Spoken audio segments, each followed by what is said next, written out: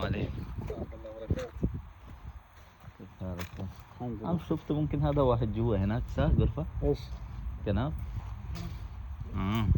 شيل. لا لا ايش تسوي؟ السلام عليكم. رضا يا أستاذ حسن वाला